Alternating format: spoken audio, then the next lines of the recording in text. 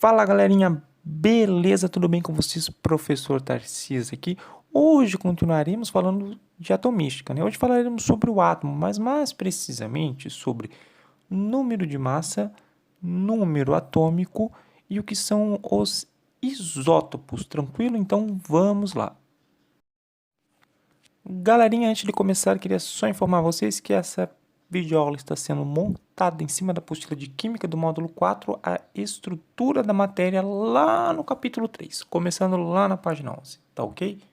Em seu modelo atômico, Thomson propôs que o átomo poderia ser dividido em partículas subatômicas, aquelas que vocês já viram, inclusive já tiveram uma videoaula só sobre isso.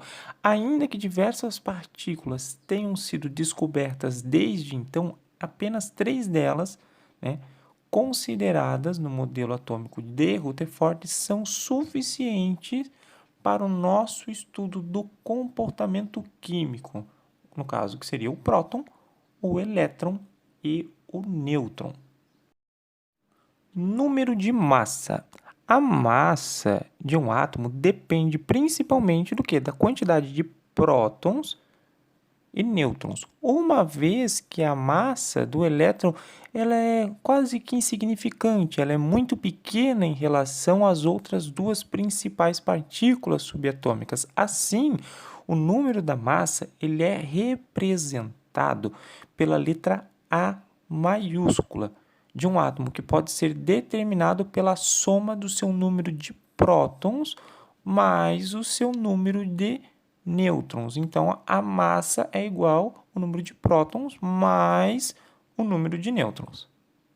Um exemplo é o carbono, que tem o número de massa como 12, uma vez que ele tem, naturalmente, 6 prótons e 6 nêutrons. Ah, professor, mas aí na imagem está marcando ali que é 14, porque o carbono que está representado na imagem é um isótopo. Nós já vamos chegar lá.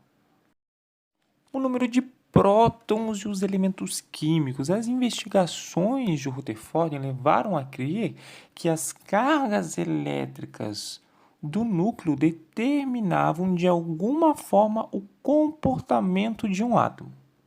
Mas foi o físico britânico Moseley que descobriu que o número de prótons do núcleo do átomo de dado elemento químico é sempre o mesmo, ou seja, não se altera. Por exemplo, o átomo de nitrogênio é formado sempre por 7 prótons.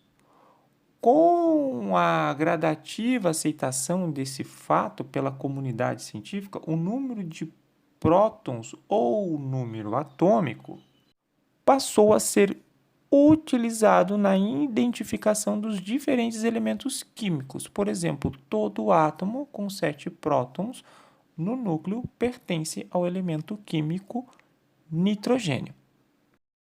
O número de prótons de um átomo que define o elemento químico é denominado como número atômico. Esse número, quando representado, é escrito sempre à esquerda do símbolo do elemento químico na parte inferior, tá ok?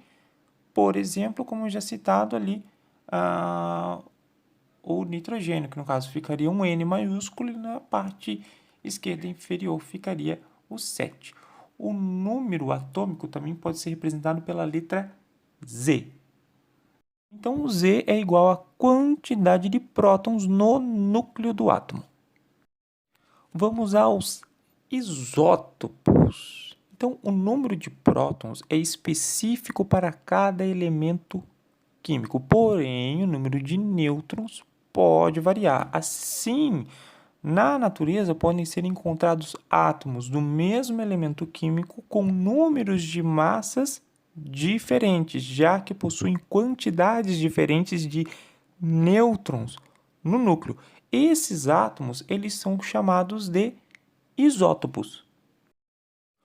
Os isótopos podem ser representados de acordo com o número de massa. Por exemplo, igual eu falei lá atrás do carbono, lembra? Ah, mas professor, eu vi na tabela periódica o número de massa do carbono era 12. Mas eu posso ter carbono 11, 12, 13 e 14. Isso indica que eu tenho número de nêutrons diferentes no mesmo elemento químico, tá ok? Então, eu posso ter carbono, por exemplo, com 6 prótons e 6 nêutrons, com 6 prótons e 5 nêutrons, com 6 prótons e 7 nêutrons e com 6 prótons e 8 nêutrons. E até mesmo o hidrogênio, mesmo sendo o menor átomo existente, também pode ter os seus isótopos, uma vez que o hidrogênio normal, ele só tem no núcleo apenas um próton, ele não tem nenhum nêutron. Quando ele passa a ter um nêutron, ele já se torna um isótopo, ok? Ele pode ter nenhum, um ou dois nêutrons no núcleo. Bom, galerinha, essa foi a videoaula de hoje. Espero que vocês tenham gostado e principalmente entendido. A tarefa de casa de vocês vão pegar a apostila do módulo 4, a apostila de Química, tá? Aquela que tem o título de A Estrutura da Matéria. Vão abrir lá na página 14 e 15 e vão responder a atividade de número 1. É uma atividade em que vocês vão ter que completar corretamente uma tabela. Para isso, vocês vão precisar ter em mãos uma tabela periódica, tá ok? É isso, um abraço, bons estudos e bom fim de semana.